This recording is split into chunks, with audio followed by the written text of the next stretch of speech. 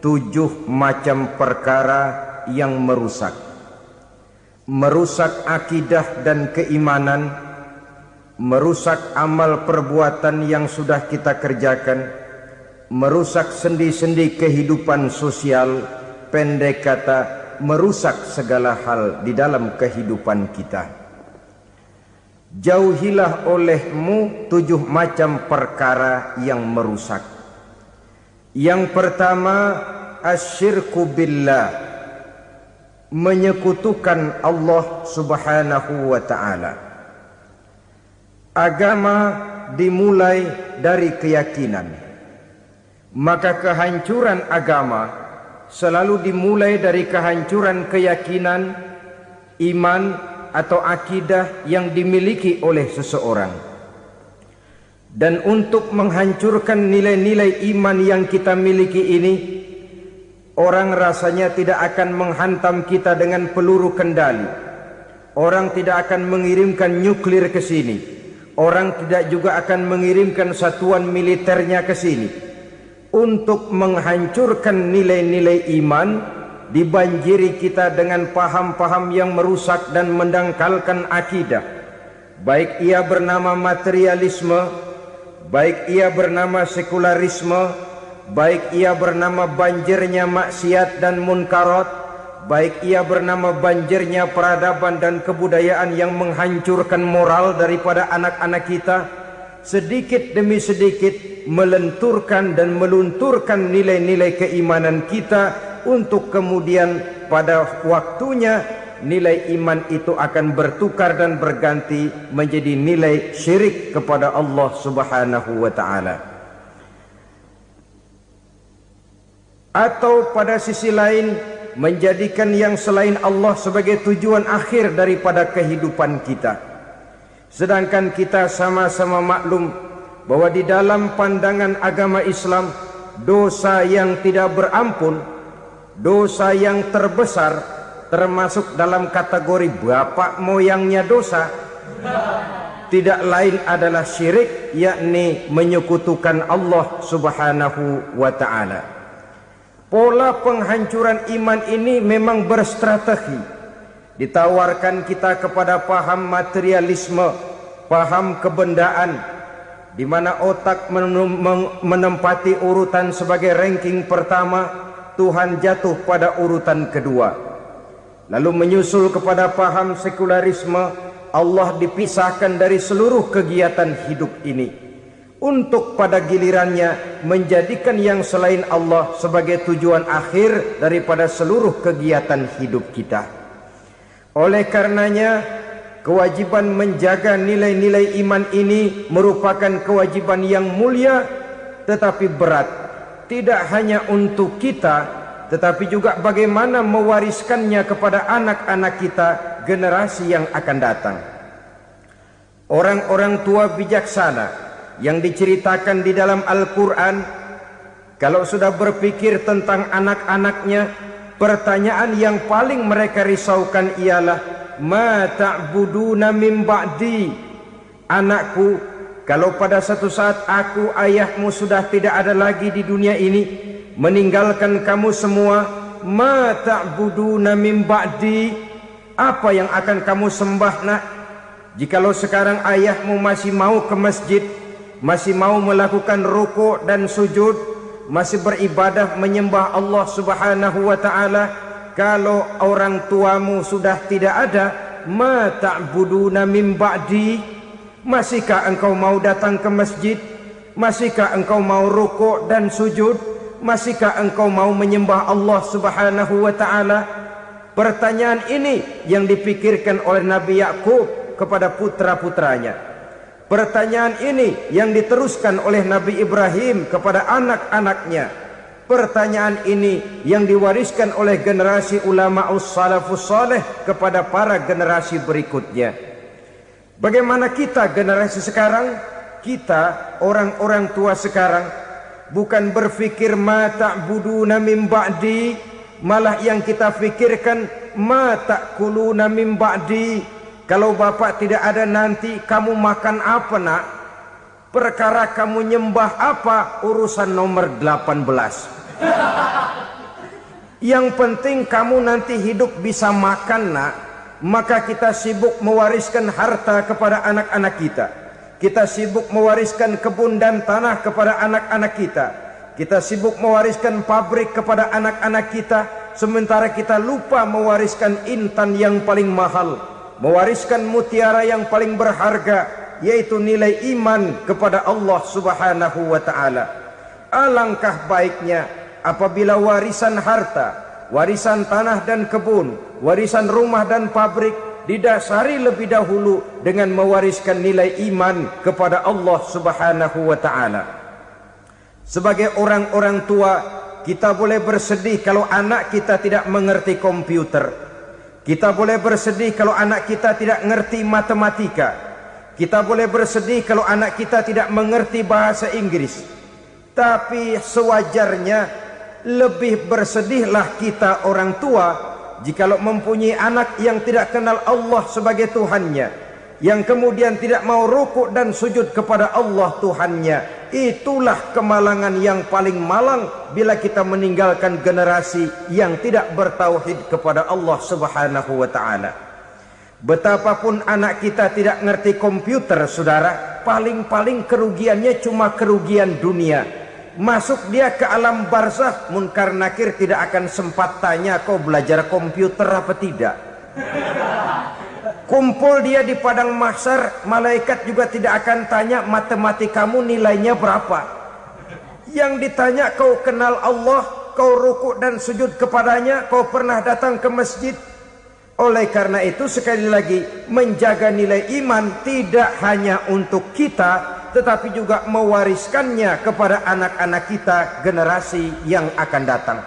Sungguh kemalangan yang paling besar apabila kita meninggalkan anak-anak kita.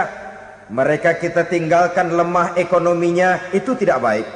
Mereka kita tinggalkan lemah otaknya, itu pun akan membuat mereka tertinggal oleh yang lain. Tapi yang paling celaka, jikalau kita tinggalkan mereka dalam kondisi lemah imannya, rapuh akidahnya, tidak baik dan tidak betul keyakinan hidupnya. Oleh karena itu Nabi berpesan, jauhilah 7 perkara yang merusak. Yang pertama, syirik kepada Allah Subhanahu wa ta'ala. Menyekutukan Allah baik dalam ucapan, dalam keyakinan ataupun dalam perbuatan. Ini perkara pertama yang termasuk 7 perusak besar di dalam kehidupan. Kalau sudah jatuh kita ke lembah syirik, bagaimanapun banyak kebaikan yang kita kerjakan, berjiwa sosial, bertangan pemurah, gemar menolong orang lain, kalau memang dasarnya syirik, maka seluruh kebaikan kita akan hancur, tidak akan ada nilainya dalam pandangan Allah Subhanahu wa ta'ala. Dalam pandangan manusia, mungkin kita dicatat sebagai orang sosial, gemar menolong orang lain, tidak berpangku tangan melihat orang yang mendapat kesulitan, tapi oleh karena dasarnya syirik, dasarnya tidak mentauhidkan Allah, maka seluruh nilai kebaikan yang kita kerjakan tidak akan ada nilainya dalam pandangan Allah Subhanahu wa ta'ala. Maka jagalah iman kita jangan sampai dihinggapi penyakit syirik yang bagaimana kecilnya sekalipun.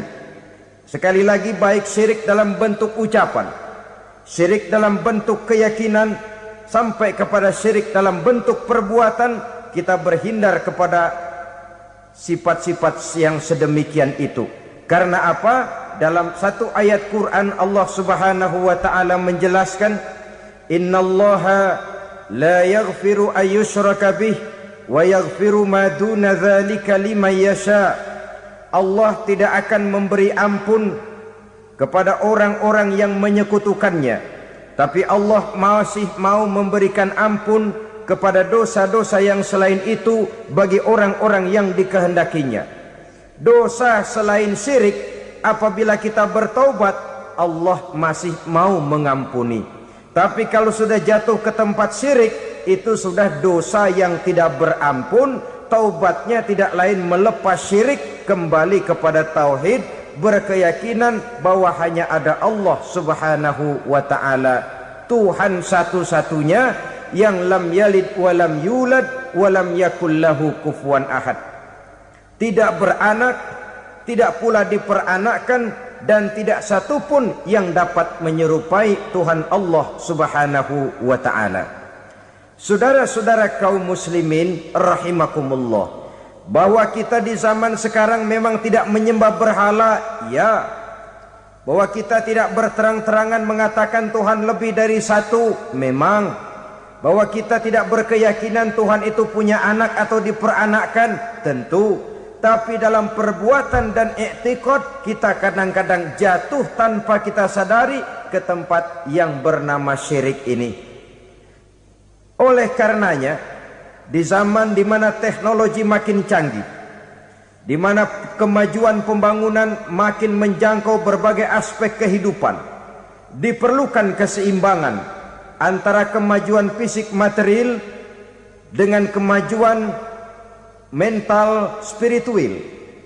Apabila tidak ada keseimbangan, yang terwujud tentulah kepincangan, yang diawali dengan pincangnya cara kita berpikir, sehingga pada akhirnya akan mengarah kepada pincangnya cara kita berbuat dan bertindak di dalam kehidupan kita.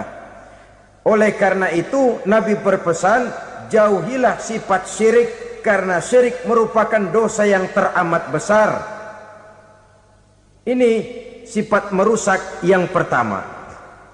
Yang kedua kata Nabi, wasihra, jauhilah sihir. Sihir ini juga termasuk perkara yang merusak kehidupan. Kita semua sama-sama maklum bahwa sihir sebenarnya bukan persoalan baru. Sejak sebelum datang Islam, sihir itu sudah ada. Di zaman Yunani kuno, sihir ada. Di zaman Mesir kuno, di zaman Cina kuno, dan yang lain-lain yang serba kuno, sihir itu sudah ada. Bahkan para nabi pun, para rasul yang diutus oleh Allah Subhanahu wa ta'ala, senantiasa berhadapan dengan ahli-ahli sihir untuk menguji kebenaran dari misi yang mereka bawa. Sihir adalah perbuatan di luar kebiasaan yang bisa dikerjakan oleh ahlinya dengan bantuan jin atau setan. Hukum mempelajari sihir adalah haram, mengamalkannya lebih haram lagi. Sebab itu saudara-saudara, sihir merupakan perbuatan merusak yang harus kita jauhi. Ciri-ciri daripada perbuatan sihir, pertama, ia mengandung tipuan, bayangan khayal. Di zaman Nabi Musa misalnya, orang melihat tambang-tambang itu seperti ular. Nabi Musa melayangkan tongkatnya menjadi ular-ular besar yang memakan ular-ular kecil ciptaan tukang-tukang sihir Fir'aun tadi. Lalu sihir bisa terjadi dengan bantuan jin kafir atau setan. Kemudian ciri yang ketiga, sifatnya halus dan tersembunyi. Taruh kata ada seorang ahli sihir yang mempergunakan ayat-ayat Quran sebagai jompa-jampe, sebagai baca-bacaan, itu cuma sekedar kedok. Tujuannya tidak lain menjadikan agama sebagai ketok untuk membenarkan cara yang dimurkai oleh Allah Subhanahu wa ta'ala. Satu hadis yang diriwayatkan oleh Imam Bazar dan Tabrani, Nabi berpesan, laisa minna man tatayyara lahu au takahhana au tukuhhina lahu au sahira lahu. Tidak termasuk ke dalam golonganku, kata Nabi. Tidak termasuk umatku. Siapa mereka? Man tatayyara lahu, orang yang bertatoyur. Apa tatoyur itu? Dari kalimat toyaro, artinya terbang. Toir biasa diartikan dengan burung. Tatoyaro percaya kepada suara-suara burung. Man tatayyara lahu, mempercayai, meyakini dengan benar-benar kepada suara beburungan. Kan suka ada itu, nah bunyi burung tuh, maling liwat. Maling liwat. Burung bunyi, maling liwat. Itu termasuk tatoyyaro lahu, percaya kepada suara burung. Kan aneh kalau suara orang nggak dipercaya, suara burung malah dipercaya. Ada ustadz ceramah, kiai ngaji, nggak mau didengerin, burung dengerin bener. Nah, suaranya dari sebelah mana? Belah kulon. Nah, itu tandanya ano. Habis dihitung-hitung. Itu termasuk tatoyyaro lahu. Au takahana, atau bertenung, au tukuhina, atau minta ditenungkan. Au sahiro lahu, atau melakukan perbuatan sihir, atau minta disihirkan. Laisa minna, tidak termasuk ke dalam golonganku, kata Nabi. Sehingga dengan demikian saudara-saudara, menghadapi sihir dengan sihir sekalipun termasuk perbuatan yang tidak diajarkan oleh agama. Kita kan mempelajari sihir untuk jaga diri, tidak apa-apa. Yang dilarang mengamalkannya, dilarang juga mempelajarinya. Sebab orang kalau sudah mengetahui, biasanya lalu terangsang untuk mencoba. Kalau percobaannya berhasil, biasanya terangsang untuk coba lagi dan coba lagi. Pada akhirnya ketagihan, lalu beralih menjadi profesi, apalagi itu nanti bisa mendatangkan hasil uang. Saudara-saudara kaum muslimin rahimakumullah, kita manusia makhluk nyata, kita hidup di alam nyata, terikat oleh sunnatullah, causality.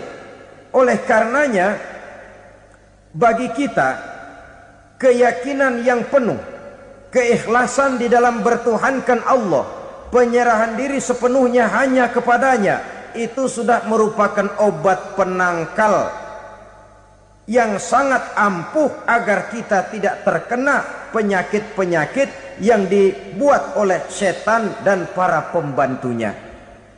Sehingga beberapa ayat Quran mengajarkan, misalnya a'udzu bikalimatillahi tammati min syarri ma khalaq, atau bismillazi la yadurru ma'asmihi syai'un fil ardi wala fis sama, dengan menyebut nama Allah yang tidak bisa mendatangkan bahaya sedikit pun, dari baik yang datang dari langit maupun yang datang dari bumi. Jiwa yang kosong dari keyakinan yang penuh kepada Allah, jiwa yang penuh was-was dan ragu-ragu, itu yang mudah terserang oleh penyakit-penyakit yang dikerjakan oleh para tukang-tukang sihir, yaitu oleh setan dan seluruh para pembantunya. Kemudian hadis kedua yang diriwayatkan oleh Imam Ibnu Hibban, Nabi bersabda, la yadkhulul jannata mudminu khamrin wala mu'minu bisihrin wala qati'u rahmin. Tidak masuk surga. Ini Nabi yang bilang, tidak masuk surga. Siapa itu? Pertama, mudminu khamrin, orang yang berkekalan dalam mabuk. Selalu mudminun itu sudah menjadi perbuatan rutinnya, tidak kapok-kapoknya, teler seumur hidup. Mudminu khamrin, tidak masuk surga orang yang selalu bermabuk-mabukan. Yang kedua, wala mu'minu bisihrin, orang mukmin tapi main sihir. Ini juga oleh Nabi diperingatkan, tidak akan masuk surga orang mukmin tapi suka main sihir. Wala qati'u rahmin, dan tidak juga orang yang memutuskan silaturahmi. Tiga macam manusia yang diperingatkan Nabi tidak akan masuk surga: orang yang selalu mabuk, orang mukmin yang main sihir, dan orang yang memutuskan silaturahmi. Saudara-saudara kaum muslimin rahimakumullah. Lalu orang berkata, kenapa dilarang kita bersihir? Padahal Rasul sendiri kan punya mukjizat. Nah, kita memang harus membedakan antara mukjizat dengan sihir. Dalam kehidupan agama kita kenal ada yang namanya mukjizat, ada yang namanya karomah, atau keramat biasa diucapkan, ada yang namanya maunah, ada yang namanya irhas, ada juga yang namanya sihir. Kesemuanya ini berbeda, saudara-saudara. Yang dinamakan mukjizat itu khusus untuk para rasul saja. Satu kejadian luar biasa yang terjadi dilakukan oleh rasul atas izin dari Allah Subhanahu wa taala. Perbedaannya dengan sihir jelas. Sihir dari setan, mukjizat dari Allah. Sihir bisa dipelajari, mukjizat tidak. Sihir umumnya untuk maksud-maksud yang tidak baik, sedangkan mukjizat untuk memperkuat kebenaran yang disampaikan oleh para rasul dan ditentang oleh umatnya. Bahkan kafir Quraisy dahulu menganggap orang-orang ahli sihir itu berada dalam satu posisi yang hina, sehingga mereka mengatakan dan menuduh Nabi Muhammad sebagai tukang sihir. Tuduhan sebagai tukang sihir adalah tuduhan yang sangat aib dan hina. Di tengah masyarakat kufar jahiliyah, kedudukan tukang sihir dipandang sebagai kedudukan yang hina, sehingga mereka mengejek Nabi dengan sebutan tukang sihir. Jadi mukjizat hanya untuk Rasul saja. Kemudian karomah. Karomah ini asal kata dari karoma, kehormatan, kemuliaan yang diberikan Allah kepada hamba-hambanya yang rajin mendekatkan diri kepadanya. Oleh karena ketekunannya melaksanakan ibadah, Allah memberikan keistimewaan kepada orang itu, yang dengan keistimewaannya dia bisa mengerjakan yang tidak bisa dikerjakan oleh orang lain. Karomah hanya bisa dicapai dengan prestasi ibadah. Kalau sihir mau ibadah apa enggak, asal dia belajar, bersatu dan berteman dengan setan, memenuhi persyaratan-persyaratan setan, biasanya lalu bisa. Sedangkan karomah tidak mungkin terwujud tanpa orang mendekatkan diri sedekat-dekatnya kepada Allah Subhanahu wa ta'ala. Maka kita lihat biasanya orang-orang yang punya ilmu sihir, mukanya rata-rata nggak enak dilihat. Kumuh, jauh dari air wudhu, jauh dari sujud kepada Allah, malah berteman dengan setan, menjadi pelayan-pelayannya setan. Saudara-saudara, adapun maunah, keistimewaan yang diberikan Allah kepada hamba-hambanya yang belum sampai kepada tingkat wali, tapi orang itu lebih banyak kebaikannya daripada kesalahannya. Umpamanya, saudara jalan bertiga di pinggir jalan, saudara ada pada posisi di tengah, lalu bertiga ini ketabrak mobil. Menurut perhitungan saudara mati lebih dahulu. Tapi terjadi hal yang aneh, dua teman saudara mati, saudara malah cuma luka dan lecet sedikit saja. Apa itu? Kalau kita lebih banyak kebaikannya daripada kesalahannya, itu yang dinamakan maunah, pertolongan yang diberikan Allah kepada hamba-hambanya yang lebih banyak kebaikannya daripada kesalahannya. Sedangkan yang dinamakan irhas, kejadian luar biasa pada diri seseorang pada waktu dia masih kecil, yang menunjukkan tanda-tanda keistimewaannya. Itu umumnya pada para nabi pada usia kecilnya sudah ada irhas, tanda-tanda istimewa. Jelas baik mukjizat, karomah, maunah maupun irhas berbeda dengan sihir. Sihir ini jelas saja merupakan bantuan dan persekutuan antara manusia dengan setan. Padahal setan, kata Allah dalam Al-Quran, innahu lakum aduwwum mubin, sesungguhnya setan bagi kamu adalah musuh yang sangat jelas. Saudara-saudara kaum muslimin rahimakumullah, di zaman sekarang dalam menghadapi beban kehidupan yang makin pelik, menghadapi stres yang tidak kunjung selesai, menghadapi persoalan-persoalan yang teramat berat, orang sering mencari jalan keluar kepada hal-hal yang menurut pendapatnya bisa meringankan beban moralnya itu. Pergilah dia mencari sesuatu yang dapat meringankan bebannya. Dan tidak jarang yang jatuh ke pangkuan tukang-tukang tenung, ke pangkuan tukang-tukang sihir, yang mereka itu oleh Quran dijelaskan kadzabal munajjimun walau sodaku.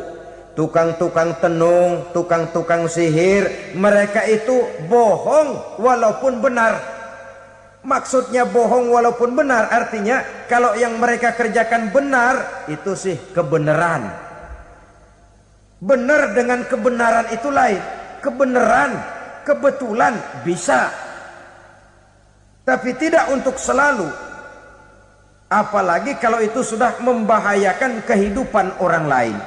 Jadi oleh karena itu Nabi berpesan jauhilah daripada sihir. Kalau sudah jauhilah dari sihir artinya ya jauhilah daripada mempelajarinya, jauhilah daripada bergaul dengan orang-orang yang ahli di bidang itu, karena dari pergaulan segalanya bisa menular. Baiklah saudara, ini yang kedua. Yang ketiga pesan Nabi, wa qatlan nafsil lati harramallahu illa bil haq. Membunuh orang lain dengan cara yang tidak benar. Membunuh orang yang diharamkan oleh Allah Subhanahu wa taala untuk melakukannya kecuali dengan alasan yang benar. Kita tahu Islam adalah agama damai. Sesuai dengan namanya, ia tidak dikembangkan dengan pedang dan kekerasan. Ia dikembangkan dengan keteladanan dan tuntunan moral. Oleh karena Islam bukan agama kekerasan, Islam pun tidak mementingkan dan mengajarkan kekerasan kecuali dengan alasan yang benar dan bisa dipertanggungjawabkan. Membunuh dengan sengaja, menghilangkan nyawa orang lain tanpa alasan yang bisa dibenarkan adalah merupakan dosa besar dan satu di antara 7 perkara yang bisa mendatangkan kerusakan dalam kehidupan dan yang hendaknya harus kita jauhi. Saudara-saudara kaum muslimin rahimakumullah, beberapa waktu yang lalu di sebuah kota kecil yang indah bernama New Auckland. Saudara tahu New Auckland? Itu dari Gunung Kidul masih ngidul lagi. Pernah diadakan satu seminar yang membicarakan bagaimana menyelamatkan masyarakat manusia dari bahaya Perang Dunia Ketiga. Diperkirakan kalau terjadi Perang Dunia Ketiga, manusia tidak akan tersisa. Sebab apa? Pada waktu itu cadangan nuklir yang dimiliki oleh bersama Amerika dan Rusia konon sudah sanggup memusnahkan 6 miliar manusia pada saat jumlah manusia baru 5 miliar. Jadi kelebihan nuklir dunia ini. Kalau terjadi Perang Dunia Ketiga, sulit manusia untuk tersisa. Maka dibahaslah di dalam seminar itu, wah, supaya tidak terjadi Perang Dunia Ketiga, maka perlombaan membuat senjata-senjata canggih, alat-alat pembunuh modern harus segera dibatasi. Dibahas, tidak mungkin kita membatasi perlombaan membuat senjata. Kenapa? Makin maju ilmu dan teknologi, makin canggih senjata yang ditemukan. Atom sudah meningkat menjadi nuklir, nuklir sudah meningkat menjadi neutron, dan kita tahu bom yang bernama neutron ini bom yang cukup membunuh tanpa perlu merusak.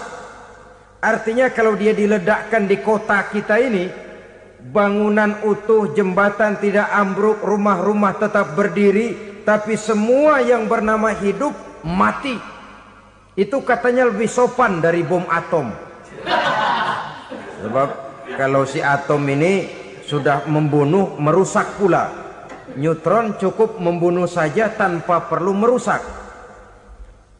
Jadi majunya senjata-senjata teknologi sebagai akibat yang logis dari kemajuan ilmu pengetahuan ini tidak bisa kita batasi.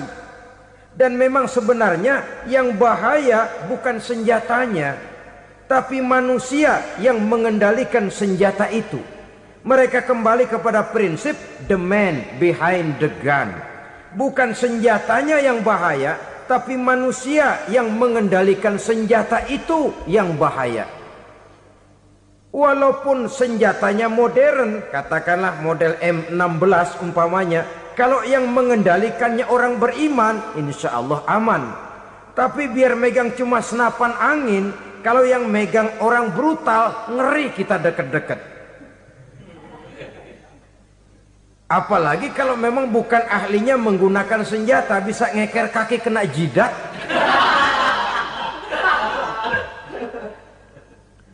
Mereka kembali kepada prinsip lama yang tetap baru. Bukan senjatanya yang harus dibatasi, manusia yang mengendalikan senjata itu yang perlu dibicarakan. Nah, kalau begitu, agar manusia tidak mempergunakan senjata sewenang-wenang, apa yang harus kita lakukan? Ya, manusianya harus bermoral. Ya, tapi moral yang mana? Di dunia ini banyak ajaran tentang moral. Itu pun mudah saja. Di sini kan kita undang saja ahli dari berbagai agama untuk membicarakan konsep perdamaian menurut agamanya masing-masing. Baik, setuju itu, setuju.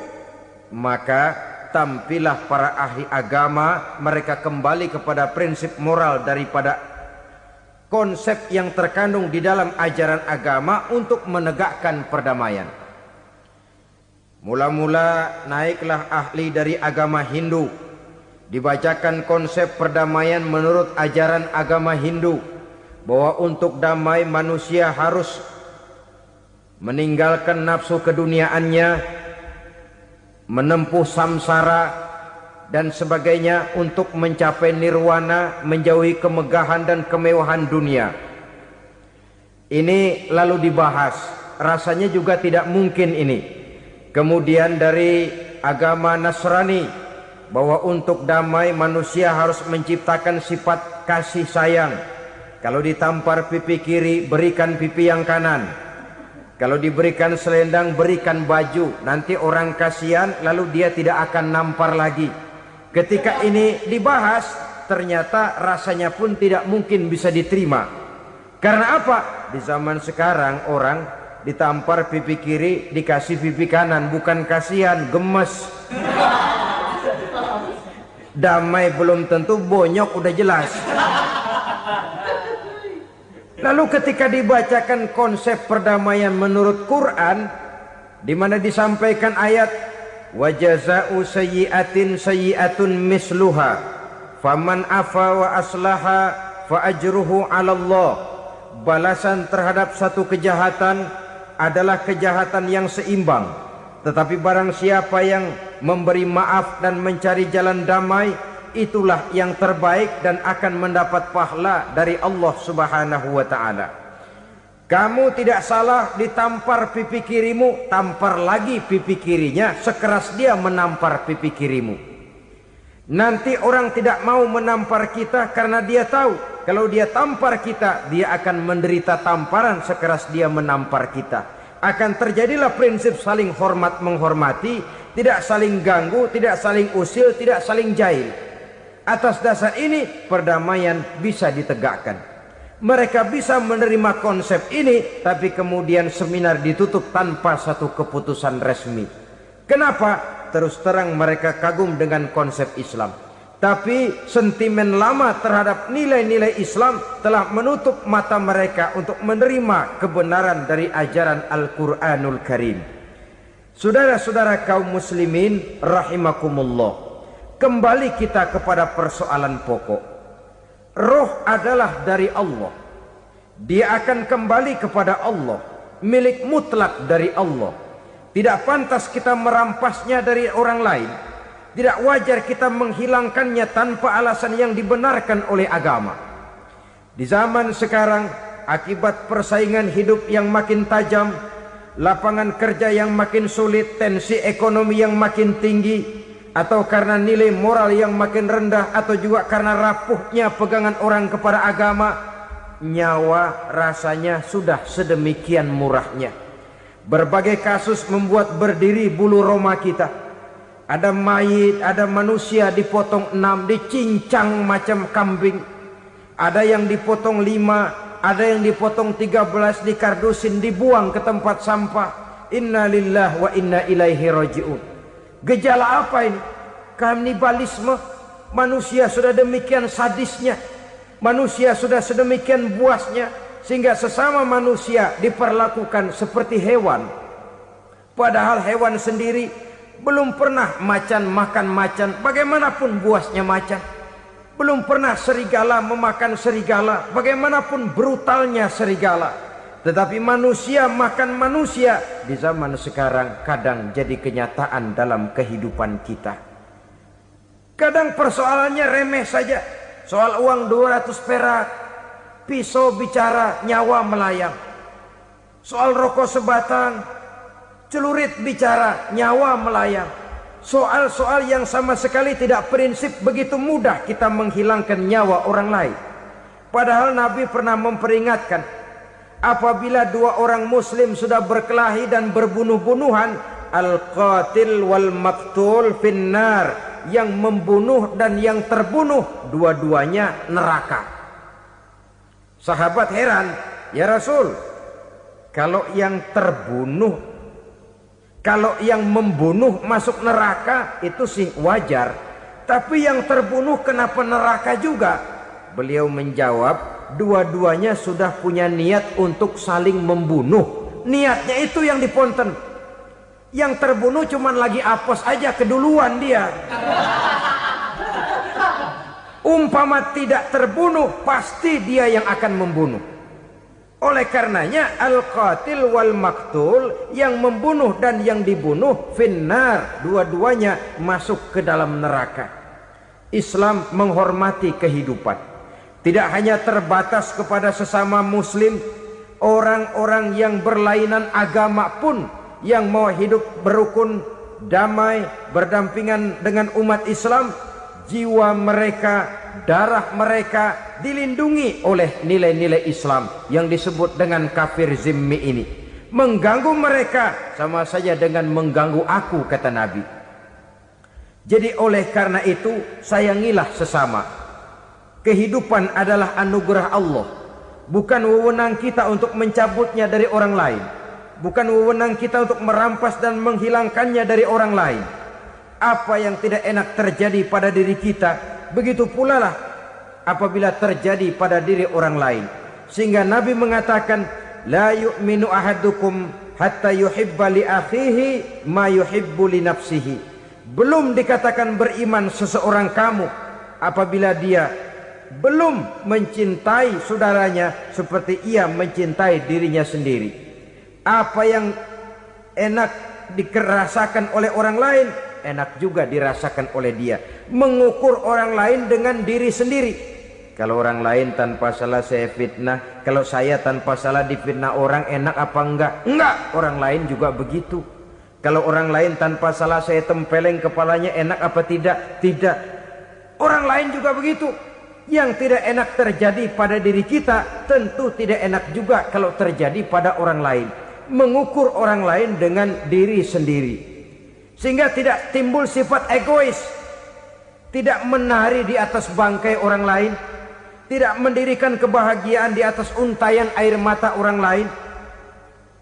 Sehingga dengan demikian saudara-saudara, dia bisa menghormati kehidupan, menghormati orang lain sebagaimana dia ingin dihormati. Inilah perbuatan ketiga yang merusak, membunuh orang lain dengan yang diharamkan Allah tanpa alasan yang benar. Yang ketiga. Kemudian yang keempat, perbuatan merusak wa aklar riba, makan riba. Hidup adalah tolong menolong. Bahasa kerennya take and give katanya. Saling memberi dan saling menerima. Nabi mengajarkan man kuraba kurbatan min kurabid dunya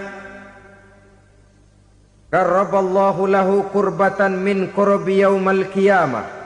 Wallahu fi aunil abdi madamal abdu fi auni akhihi.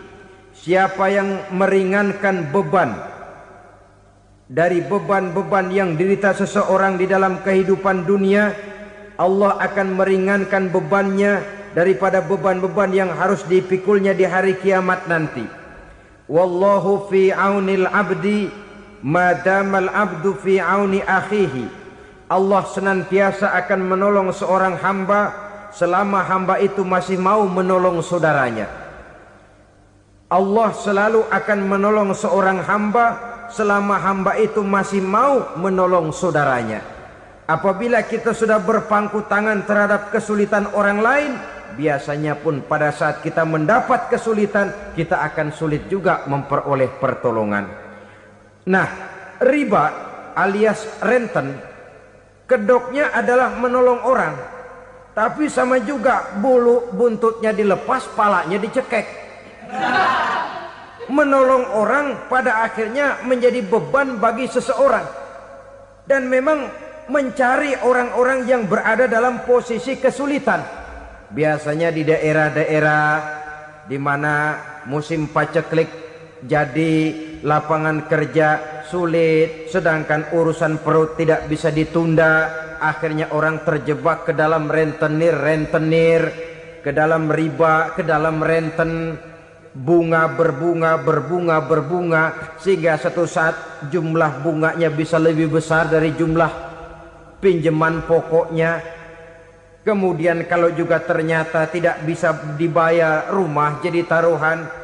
Memang rumah satu-satunya, begitu rumah ditarik mulain camping.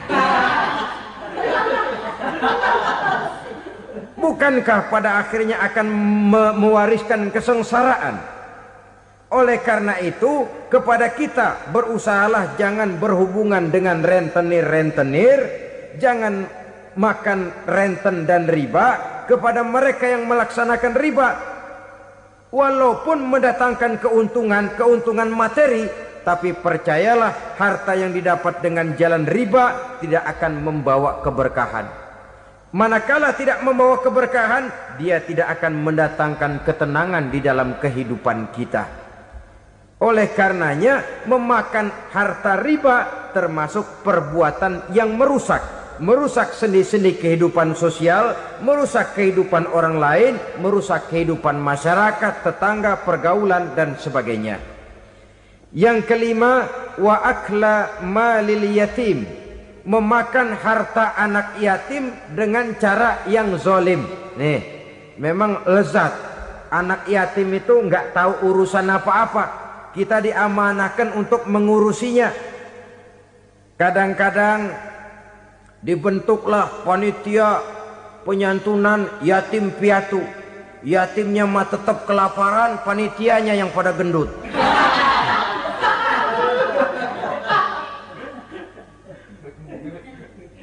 Padahal memakan harta anak yatim termasuk perbuatan dosa besar. Dan menjantuni yatim merupakan perbuatan mulia. Nabi mengatakan, ana wa kafilul yatim kahataini yaumal qiyamah. Aku dan orang-orang yang menyantuni anak yatim seperti dua jari ini pada hari kiamat nanti. Dekat sekali. Jikalau ingin di hari akhir nanti dekat dengan Rasul, bersahabatlah dengan anak-anak yatim. Jadilah pengurus anak-anak yatim. Bangunlah panti-panti asuhan yatim. Pada saat bapak ibunya meninggal, kitalah yang menjadi orang tuanya. Bahkan sedemikian besar perhatian Islam terhadap anak-anak yatim ini, sehingga Quran memberikan peringatan, ara'aital ladzi yukadzibu biddin fadzalikal ladzi yad'ul yatim wa la yahuddu ala ta'amil miskin. Tahukah kamu siapa orang yang mendustakan agama? Beragama tapi dianggap dusta, solatnya dusta, puasanya dusta, karena agamanya sudah berdusta. Siapa mereka? Fazalikal ladzi yad'ul yatim, orang yang menyia-nyiakan anak yatim. Wala yahuddu ala ta'amil miskin, dan tidak pernah memberi makan kepada orang-orang yang menderita kemiskinan, menyia-nyiakan, meninggalkan anak yatim, termasuk perbuatan yang divonis kita sebagai orang yang mendustakan agama. Saudara-saudara kaum muslimin rahimakumullah, maka sangat dicela mengeksploitir anak-anak yatim, menjadikan mereka sebagai kedok untuk mencari kekayaan pribadi. Tetapi jikalau ikhlas, ganjarannya sangat besar, nilai pahalanya sangat besar. Menyantuni yatim tidak hanya setahun sekali. Kalau Muharram pakai istilah lebaran yatim, dibentuklah panitia, diberilah beras, uang 4-5 ribu rupiah, alhamdulillah. Tapi jangan lupa, si yatim tidak hidup cuma satu hari. Dia tidak hidup cuma di bulan Muharram saja, dia hidup 12 bulan dalam setahun. Sebagaimana anak-anak yang lain, dia juga berhak punya masa depan. Dia juga berhak menikmati bangku sekolah. Dia berhak mengenyam arti dan makna pendidikan. Dia berhak membekali diri dengan ilmu dan pengetahuan, seperti halnya anak-anak yang lain. Maka kita yang diberikan keluasan oleh Allah, ingatlah itu, bersahabatlah dengan anak-anak yatim, santuni mereka. Perkara setahun sekali di bulan Muharram, alhamdulillah, itu bagus, bin Thayyib alias baik. Tapi tentu dan tentu sekali lagi, si yatim tidak hanya hidup di bulan Muharram. Dia hidup 12 bulan dalam setahun, 24 jam di dalam sehari. Oleh karenanya, menyia-nyiakan mereka pada saat posisi kita memang mampu, akan memojokkan kita dalam satu posisi di mana kita dianggap sebagai orang yang mendustakan agama. Memakan harta anak yatim dengan cara yang zolim. Bapaknya udah meninggal, kebunnya lebar, anaknya dikelecehin. Nah, dah kamu gak usah pusing, nanti saya yang ngurus. Akhirnya bukan ngurus, nguras. Si yatim mungkin tidak tahu bahwa dia disia-siakan, haknya diambil, miliknya dizolimi. Tapi Allah yang akan membalasnya dengan seadil-adilnya. Maka makan harta anak yatim biasanya balasannya tokcer bin paten. Nggak banyak selang tempo itu, nggak percaya cobain dah. Nyobain aja kan nggak bayar, umpama. Memakan harta anak yatim dengan cara yang zolim, ganjarannya biasanya kontan. Kenapa? Ratapan si miskin, untayan air matanya, jeritan kepedihan hatinya, membuka pintu langit, permohonannya diijabah, getaran hatinya didengarkan oleh Allah. Maka balasannya biasanya kontan, spontan, tidak menunggu waktu terlalu lama. Itu di dunia, belum lagi di akhirat nanti. Bukankah dalam riwayat Mi'raj diceritakan Nabi melihat di neraka itu orang perutnya sebesar rumah. La haula wala quwata. Itu perut kayak rumah, bagaimana jalannya tuh orang? Dan memang gak jalan, diseret-seret oleh malaikat di neraka itu. Hancur perutnya, amburadul itu perut. Berantakan isinya, dibulatkan lagi, diseret lagi, hancur lagi, dibulatkan lagi. Sampai Nabi tanya, orang itu begitu berat siksanya kenapa ya Jibril? Itu Muhammad, waktu di dunia dulu rakus banget makan harta anak yatim. Begitu vonisnya, begitu menyedihkan nasibnya di akhirat. Tapi di dunia pun ketidakberkahan itu sudah membayangi kehidupannya. Oleh karena itu, kepada saudara-saudara yang mendapat titipan anak yatim, berbahagialah, karena semulia-mulia rumah adalah rumah yang di dalamnya ada anak yatim yang disantuni. Sehina-hina rumah adalah rumah di mana di dalamnya ada anak yatim yang disia-siakan. Begitu kata Nabi kita. Rumah yang paling mulia dalam pandangan Allah, rumah yang di dalamnya ada anak yatim yang disantuni. Rumah yang paling hina dalam pandangan Allah, rumah yang di dalamnya ada anak yatim yang nasibnya disia-siakan. Berbahagialah saudara apabila menjadi penyantun anak-anak yatim, pelindung mereka, sehingga mereka mempunyai masa depan sebagaimana anak-anak lainnya. Rasulullah sendiri sedemikian peka terhadap keadaan anak-anak yatim karena beliau sendiri memang mengalami umur 6 bulan dalam kandungan ibu, beliau sudah ditinggalkan oleh ayahnya. Pada saat berusia 6 tahun ibu sudah meninggal. Yatim piatu dalam usia di mana beliau sedang perlu belas kasih seorang ibu dan pengertian seorang bapa. Kepekaan itu lalu timbul, bahkan kemudian sampai kepada beliau berkata, aku dan orang yang menyantuni anak yatim seperti jari tengah dan jari telunjuk di hari akhirat nanti. Sedemikian dekatnya. Baiklah ya, jadi yang kelima, memakan harta anak yatim. Jauhi karena ini perbuatan yang merusak. Yang keenam, watawalli yaumaz zahfi, melarikan diri pada hari pertempuran. Apa ini? Khianat. Tidak konsekuen dengan konsep perjuangan. Pada mulanya keras benar teriak, berantas korupsi, ganyang korupsi. Cuma karena belum dapat giliran. Begitu dia naik dapat kesempatan, korupsinya lebih edan dari yang diteriakinya. Ini termasuk tawalli yaumaz zahfi, berpaling pada hari peperangan. Di saat menghadapi musuh, kalau belum kelihatan musuh, teriaknya nyaring bener. Jangan takut demi kebenaran sampai titik darah yang paling penghabisan. Musuh belum kelihatan. Begitu musuh sudah kelihatan, paling dulu lari ke belakang. Kalau diajak berjuang ada saja alasannya. Sehingga Quran memberikan peringatan kepada kita semua. Mengapa kamu ini berat? Kalau sudah diajak berjuang di jalan Allah, kakimu seperti terhunjam berakar di perut bumi. Berat untuk melangkah berjuang.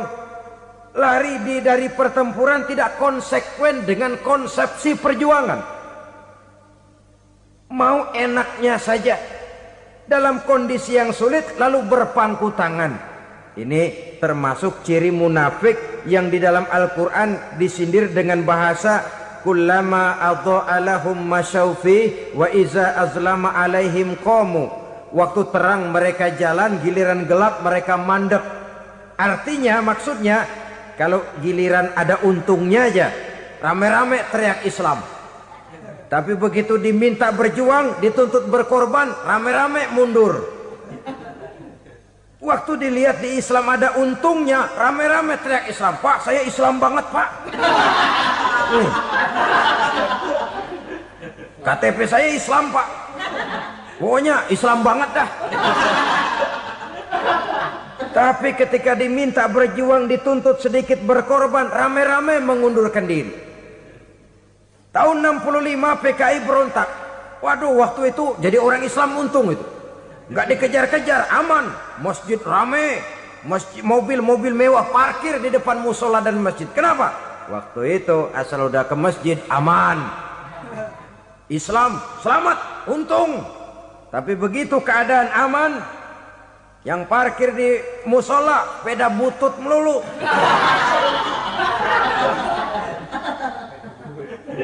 Waktu terang mereka jalan, waktu gelap mereka berhenti. Dikala di Islam ada untungnya, baru wah Islam bagus, Islam hebat. Tapi waktu dilihat ada kerugian, jangan bawa-bawa Islam dah. Jangan bicara soal Islam, ini kan bukan soal agama. Bukan soal agama. La haula wa la quwata illa billah. Beragama kita ambil talfik fid din, mengambil yang enteng-enteng saja dalam urusan beragama ini. Tidak konsekuen kita dengan Islam kita. Seolah kita mau memilih mana yang terasa cocok sama selera kita, kita teriak Islam.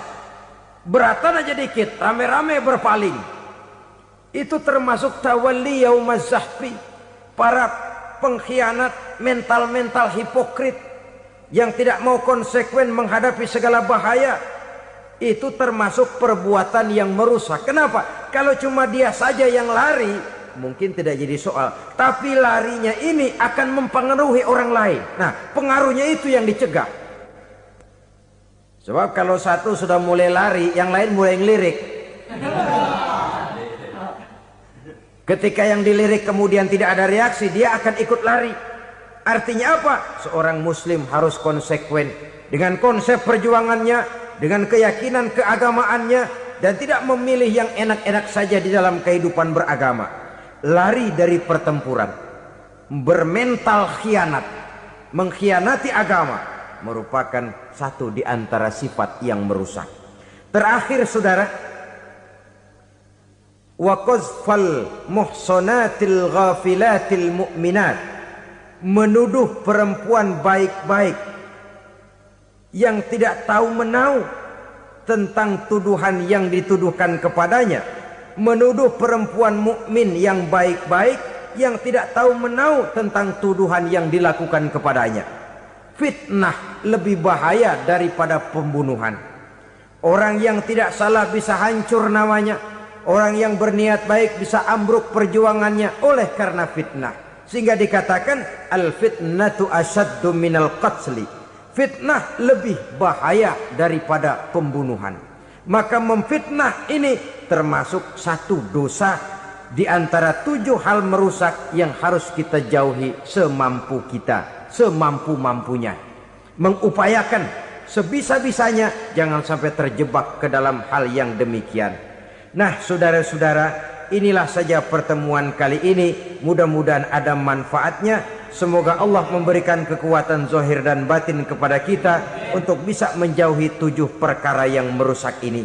Selalu berusaha menyimpan sesuatu yang bisa membawa manfaat, baik untuk dirinya, untuk anak cucunya, maupun untuk keluarganya, untuk masa kini dan masa depannya. Kadang simpanan itu berbentuk uang, kadang berupa tanah, lain saat berbentuk pabrik, dan lain sebagainya.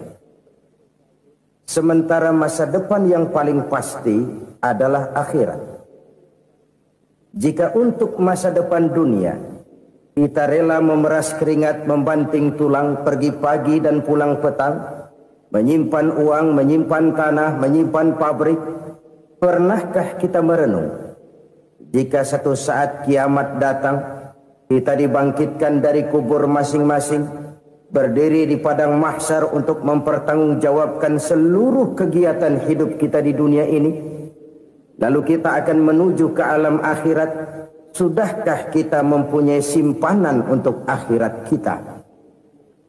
Pada pertemuan kali ini saya ingin menyampaikan sebuah hadis di mana Rasulullah sallallahu alaihi wasallam bersabda, arba'un min kanzil jannah.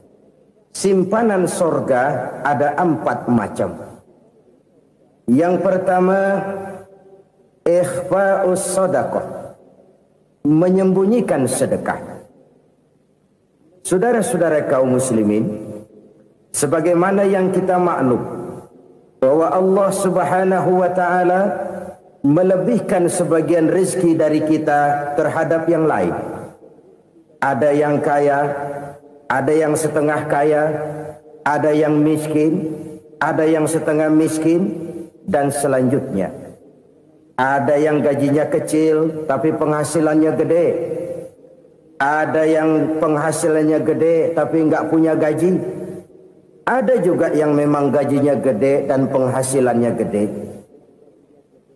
Kelebihan rezeki merupakan sunnatullah dan tidak harus membuat kita merasa lebih dari yang lain. Bahkan sebaliknya, kelebihan itu harus membuat kita ringan tangan untuk menolong mereka yang memang memerlukan pertolongan. Kalau saudara diberikan ilmu, maka pertanyaan akhirat cuma satu: ilmumu kau amalkan untuk apa? Kalau saudara diberikan umur yang panjang, pengadilan akhirat juga bertanya satu: umurmu kau habiskan di mana? Tapi kalau saudara diberikan harta, pengadilan akhirat akan bertanya 2: hartamu kau dapat dari mana, kau belanjakan kemana. Dari mananya ditanya dan kemananya juga ditanya. Oleh karena kita akan dimintakan pertanggungan jawab, maka amanah yang bernama harta ini harus kita gunakan dengan sebaik-baiknya. Ada penggunaan yang merupakan kewajiban, itu zakat namanya.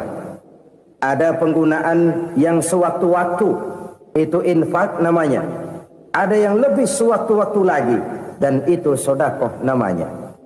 Zakat dia terikat oleh haul dan nisab, oleh putaran batas waktu dan ukuran dari harta itu sendiri. Sedangkan infak terikat oleh situasi dan kondisi perekonomian seseorang. Sedangkan sedekah tidak terikat dengan apapun.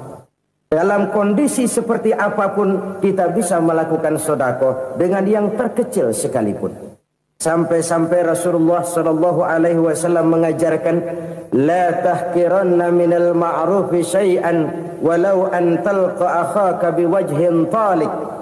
Atau ada hadis, tabassumuka fi wajhi akhika laka sedekah.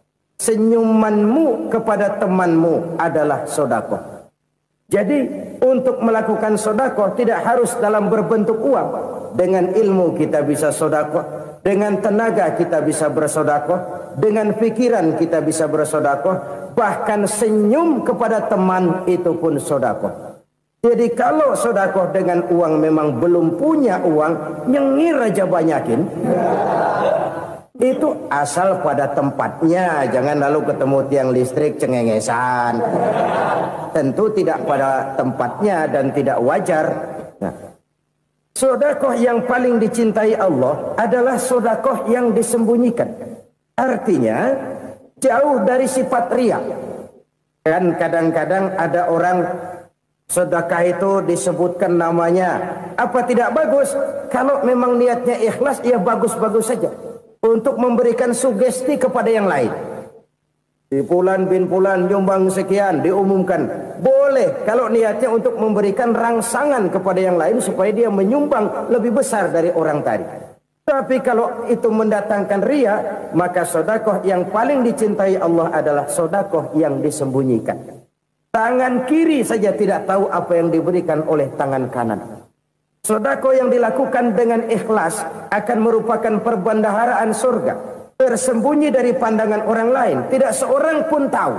Karena memang sikap yang baik adalah melupakan kebaikan dan mengingat kesalahan. Itu salah satu ciri orang bahagia. Orang yang selalu mengingat kesalahannya dan berusaha melupakan segala kebaikannya. Kalau dia akan berada kebaikan, dia tidak bisa ikut, dia merasa rugi karena dia merasa belum pernah berbuat baik. Tapi kalau akan melakukan kesalahan baru, dia ingat kesalahan yang sudah-sudah, sehingga terhalang baginya untuk melakukan satu kesalahan baru. Demikianlah saudara-saudara, bahwa Allah melebihkan rezeki sebagian kita dari yang lain, agar terjadi tolong-menolong dalam kehidupan ini. Jadi kesenjangan yang nature, kesenjangan yang alami, itu sunnatullah. Ada yang kaya, ada yang miskin, ada yang kelas menengah. Nah, kenapa lalu sekarang kita berusaha mengentaskan kemiskinan? Oleh karena adanya kesenjangan struktural. Kalau yang kaya bisa semakin kaya, kenapa yang miskin tidak bisa naik jadi ikut sedikit kaya? Sebab pada dasarnya Islam adalah agama yang sejak turunnya sudah berupaya memerangi kemiskinan. Bahkan dikatakan kemiskinan itu mendekatkan kepada kekufuran. Orang kalau miskin udah dekat banget sama kafir. Gampang menjadi kafir. Berapa banyak saudara-saudara kita yang oleh karena soal perut, oleh karena soal materi, terpaksa meninggalkan dan menanggalkan akidahnya. Menjual petunjuk yang diberikan Allah dengan kesenangan dunia yang cuma sebentar ini. Na'udzubillah, thumma na'udzubillah. Jadi makin kita sembunyikan satu sedekah, semakin banyak perbendaharaan kita di surga. Sedekah yang paling dicintai Allah adalah sedekah yang disembunyikan. Malahan ada seorang sufi, dia punya kebiasaan kalau pergi sholat Jumat dia bawa uang, itu uang dia taruh di bawah tikar masjid. Dia niat sedekah kepada siapa saja yang nemuin itu duit. Maksudnya apa? Supaya yang nemuin nggak tahu siapa yang punya duit. Demikian dia saking ingin menyembunyikan sedekahnya. Karena sifat ria itu bisa memakan amal kita sendiri. Ria itu termasuk menyebut-nyebut kebaikan kita. Orang yang suka nepuk dada, sedikit-sedikit ngitungnya kalau nggak gua. Oh, kalau nggak gua tuh yang belas itu kalau nggak gua. Iya, kalau nggak lu kenapa emang? Orang yang suka menepuk jasad, biasanya memang begitu, saudara-saudara. Kalau perang lagi berkecamuk, orang nggak sempat ngaku jadi pahlawan. Tapi begitu perang selesai, yang kagak kenal bedil ngaku pahlawan, mas. Itu sesuatu yang biasa. Oleh karenanya, orang-orang yang ikhlas dalam bersedekah, disembunyikannya sedekah itu, Allah cinta betul. Malahan ada hadis memberikan jaminan, inna sadaqatal mar'il muslimi tazidu fil umri wa tadfa'u mitatas su'i. Sesungguhnya sedekahnya seorang mukmin tazidu fil umri, bisa menambah umur panjang. Wa tadfa'u mitatas su'i, dan menyelamatkan manusia dari mati secara su'ul khatimah. Jadi siapa yang kepengen panjang umur, banyaklah sedekah. Yang bosan hidup, pelit terus. Sedekah menambah panjang umur dan menyelamatkan manusia dari mati secara su'ul khatimah. Pak, katanya umur itu nggak bisa ditambah, nggak bisa dikurangin. Kapan? Kalau ajal sudah datang. Wa idza jaa ajaluhum la yastakhiruna sa'atan wa la yastaqdimun. Kalau ajal datang tidak bisa dimajukan, tidak bisa dimundurkan. Itu kalau ajal sudah datang. Tidak bisa lagi umur ditambah dikurangi, sudah datang. Tapi kalau belum datang, itu kan haknya Allah. Mau ditambah, mau dikurangi, hak prerogatif Allah. Sebagai pencipta manusia, Allah maha kuasa dan maha mampu.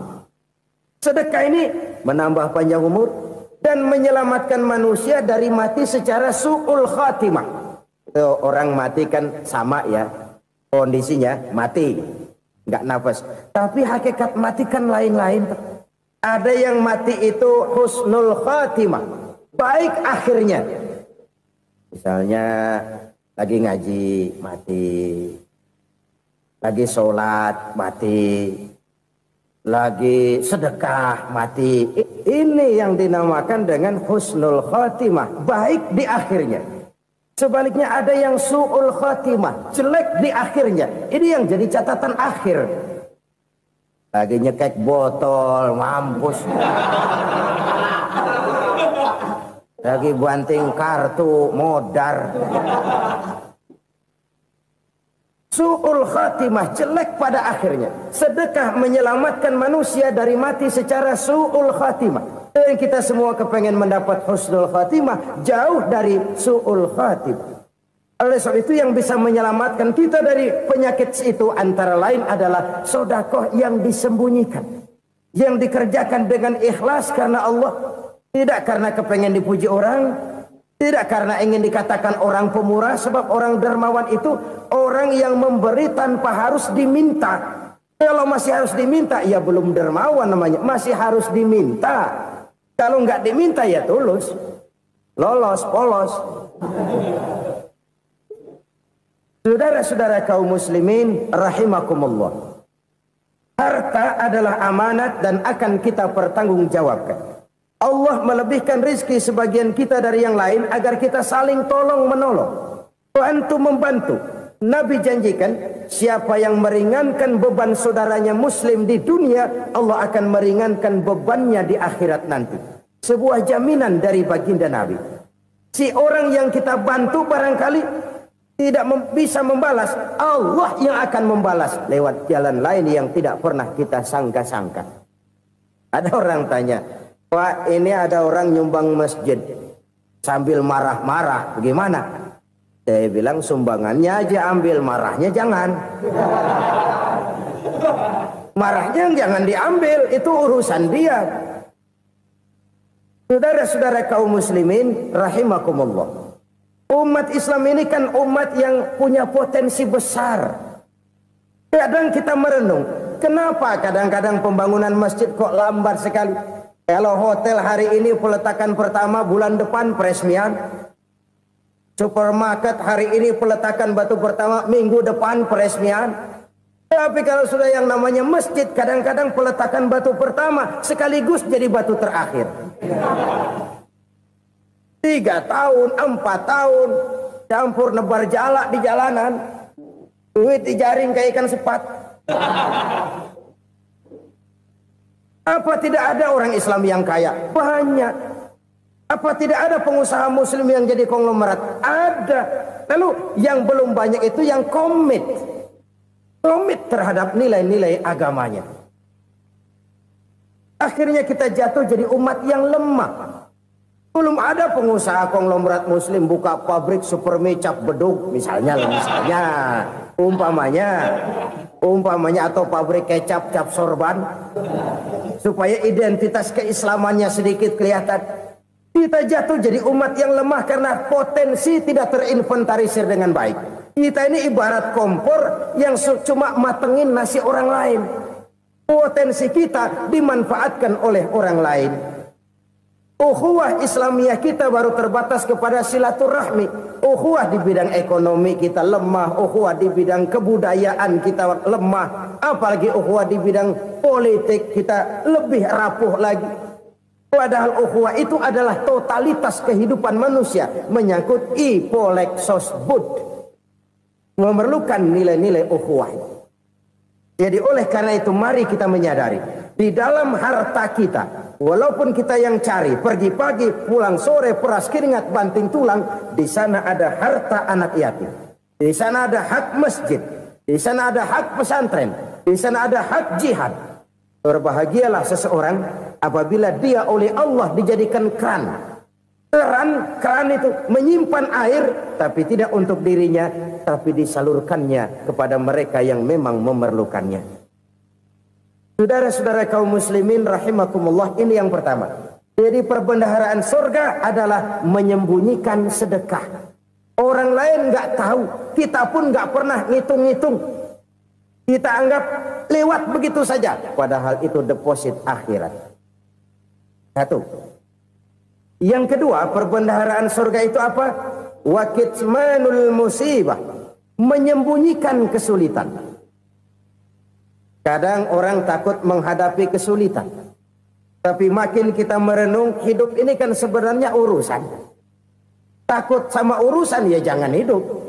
Tandanya orang hidup itu kalau punya urusan. Urusan melupakan problem. Problem sering menimbulkan kesulitan. Kesulitan bukan untuk ditakuti, tapi untuk diatasi dan dicarikan jalan keluarnya. Siapa sih orangnya yang nggak pernah sulit-sulit? Makin tinggi status sosialnya, makin gede urusannya. Makin tinggi kualitas imannya, makin berat tingkat kesulitannya. Cuma memang yang namanya enak itu seperti pelangi. Biang lala itu nggak pernah di atas kepala kita, di atas kepala orang melulu. Lo sih enak lo, kata kita. Dia juga bilang yang enak kan lo. Pelangi itu nggak pernah di atas kepala kita. Kata tukang beca, aduh enak ya naik Mercy. Kata tukang beca, apa yang di dalam mobil Mercy? Aduh enak bener tukang beca, di jok ngeringkuk ngorok pulas bener. Saya kamar pakai AC sejuk, tempat tidur sutra, empuk, alga, spring bed, kulak kulik nggak bisa pulas kalau belum minum Valium, belum tidur. Enak bener tukang beca, di jok ngorok nggak tahu wetan kulon. Itu tukang beca bilang yang di Mercy enak, yang di Mercy bilang tukang beca enak. Inilah enak, nggak pernah di atas kepala kita, di atas kepala orang lain melulu enak itu. Nah, saudara-saudara, yang merupakan perbendaharaan surga itu orang yang bisa menyembunyikan kesulitan, baik pribadi ataupun rumah tangga. Nih terutama rumah tangga yang jadi soalnya. Kadang-kadang kita ini kalau senang, sebaliknya kalau senang kita diam, kalem aja, cuek. Banyak banget duit kita bawaan, diam aja udah. Malah ketemu orang takut. Tapi begitu susah, sekampung tahu. Padahal Nabi mengajarkan perbendaharaan surga itu menyembunyikan musibah, menyembunyikan kesulitan. Kalau enak, cerita sama orang-orang. Kalau nggak enak, rasain sendiri, tekan sendiri, atasin sendiri. Kita kan sebaliknya. Senang kita diam, asal lagi susah, paling tidak kita nyari teman buat cerita kesusahan. Siapa orangnya yang nggak pernah susah? Cuma soalnya bagaimana kita mengatasi kesusahan itu sendiri. Begitu juga misalnya kalau orang sudah berumah tangga, itu orang tuanya harus menjadi tempat dia cerita yang enak-enak saja. Yang nggak enak rasain berdua, selesaikan berdua, atasin berdua. Jangan dibalik. Asal senang diam, giliran susah saja. Maknya laporan. Terbalik. Bisa menjaga security informasi. Maka nama bayam keluar diam, malah seluitan. Enak amat lo makan daging ayam. Security informasi. Saudara-saudara kaum muslimin rahimakumullah. Ujian yang terberat itu yang pernah diberikan kepada para nabi, para rasul, para aulia, para ulama. Makin tinggi keimanan, makin berat bentuk kesulitan. Ayo saya kemukakan satu contoh saja. Ada seorang nabi yang kaya, nabi kaya, namanya Nabi Ayub. Iblis kalau orang begini kan keki, ibadahnya rajin, kaya. Nih yang kayak begini susah digodain. Kalau ibadahnya rajin, miskin, kali bisa disogok. Sini imannya mantap, ibadahnya rajin, kaya, nabi lagi. Oh, tapi namanya iblis nggak kurang akal. Laporan, Tuhan, kenapa les? Ya ini bahasa saya, bahasa Qurannya sih nggak gitu. Itu hambamu yang namanya Ayub, dia rajin ibadah cuma karena dikasih kaya aja. Coba kasih miskin dia, berhenti dia sembahyang. Ah, kamu bisa aja. Saya tahu Ayub itu hambaku yang ikhlas. Saya buktiin Tuhan, silahkan. Dibuktiinlah, iblis turun ke alamin. Yang mula-mula dia lakukan, dia rusak sawah ladang Nabi Ayub. Dia binasakan binatang ternak Nabi Ayub. Sehingga dalam waktu singkat, jatuhlah Nabi Ayub dari orang paling kaya jadi orang paling miskin. Beliau masih ibadah di mihrab dalam masjid. Datang iblis. Saudara Ayub, ya, lagi ngapain? Ibadah. Nyembah Allah, nyembah Allah. Oh, percuma. Kenapa? Tuhan yang ente sembah nih, dia udah bikin miskin ente. Sawah ladang ente hancur lebur, binatang ternak binasa. Sekarang ente jadi orang paling miskin. Ngapain nyembah Tuhan kayak begitu? Tekor. Udah berhenti dah ibadah, berhenti ibadah. Ini iblis sama Tuhan laporannya lain, yang dikerjakan kepada Nabi Ayub juga lain. Benar begitu iblis kata Nabi Ayub? Iya. Sawah ladang saya habis, buras. Binatang ternak saya binasa, binasa. Saya miskin, bangpak. Apa jawab Nabi Ayub? Bukan innalillahi, ini hebat. Alhamdulillahillazi a'tani wa akhza minni. Segala puji bagi Allah yang telah memberikan harta kepada saya dan sekarang mengambilnya lagi. Alhamdulillah. Allah yang ngasih, Allah yang ambil. Itu mah urusan Allah. Iblis cuman ibadah jalan terus, sujud lagi Nabi Ayub. Iblis seleher gondok banget. Dasar Nabi nggak mempan dia apa-apain. Miskin malah alhamdulillah. Allah yang ngasih, Allah yang ambil. Jadi kalau kita tidak komit, kita tidak terikat kepada kaya, miskin, senang, susah, apa yang bisa bikin kita susah? Jadikan kekayaan, kemiskinan, jadikan senang, susah sebagai anak buah yang bisa kita atur. Jangan kekayaan ngatur kita, jangan kemiskinan ngatur kita. Kita yang harus mengatur mereka. Senang, susah, kaya, miskin, bahagia, sengsara, jadikan itu anak buah yang bisa kita atur. Kalau sekarang kita kaya, lain saat boleh jadi kita miskin, semiskin-miskinnya. Allah yang ngasih, Allah yang ngambil. Tenaga mana yang bisa menghalangi? Ibadah jalan terus. Iblis makin gondok. Dasar Nabi loh. Akhirnya apa? Nabi Ayub dikerjain, diberikan penyakit. Demikian fatal penyakitnya. Bayangin, udah miskin sakit. Masya Allah. Miskin sakit. Sakitnya nggak lama, kira-kira 16 tahun. Istrinya 3, 2 mental minta ceraiin. Ngerawatin laki bengek begini. Senang belum tentu, susah udah pasti nih. Cerai aja, cerai dah. Cerai. Tinggal satu Siti Rahmah yang setia menemani beliau. Sesetia-setianya hati perempuan. Satu saat Siti Rahmah bilang, "Bang, iya, abang kan Nabi, Bang. Lalu, namanya Nabi kan doanya jarang meleset, Bang. Maksud kamu minta kenapa sih sama Tuhan biar abang sembuh baik dah, Bang?" Siti Rahmah, iya. Saya sakit berapa tahun sih dah? 16 tahun, Bang. Sebelum ini saya sehat berapa tahun? Ya kira-kira 60 tahun, Bang. Nah, coba ente banding-bandingin, Rahmah. Saya dikasih sehat 60 tahun. Dikasih sakit 16 tahun. Sudah nggak sabar. Mau doa kepada Allah minta sembuh. Saya malu. Malu kepada Allah. Diuji dengan yang luar biasa seperti ini.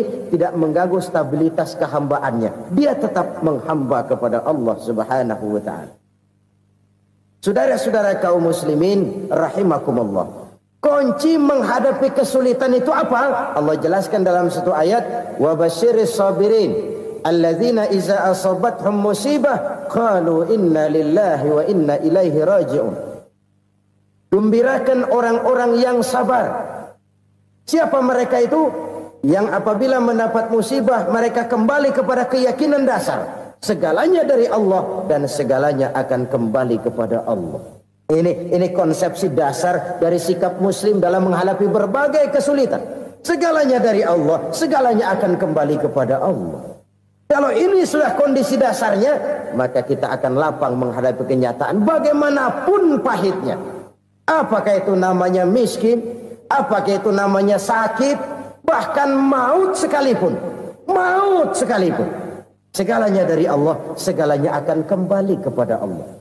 Ini sikap hidup, bukan sekedar ucapan. Kita kadang-kadang menjadikannya sebagai ucapan. Mulutnya sehingga berhenti, innalillahi wa inna ilaihi raji'un, tapi nangisnya terus gerung-gerungan. Bukan itu, ini kesadaran moral. Kalau segalanya dari Allah, segalanya kembali kepada Allah, kan sebenarnya cuma nunggu giliran. Hari ini saya nyembayangin dia, entah hari apa saya disembayangin orang. Hari ini saya antar dia ke kubur, entah hari apa orang nganterin saya ke kubur. Hari ini saya tahlilkan dia, entah nanti kapan orang tahlilkan saya. Segalanya dari Allah, segalanya akan kembali juga kepada Allah. Oleh sebab itu saudara-saudara, kesulitan bukan untuk ditakuti. Kesulitan justru untuk diatasi, dicarikan jalan keluarnya. Dan tidak ada orang yang tidak pernah mendapat kesulitan. Tidak ada. Semakin tinggi status sosial, semakin tinggi kualitas keimanan, semakin besar juga tingkat kesulitan. Hanya saja bagaimana cara kita mengatasinya. Dan Al-Quran menyatakan, inna ma'al usri yusra. Di balik kesulitan itu pasti ada kemudahan. Roda itu berputar. Karena itu Rasulullah sallallahu alaihi wasallam mengingatkan kepada kita, ta'arraf ila Allah fir raha ya'rifka fis syiddah.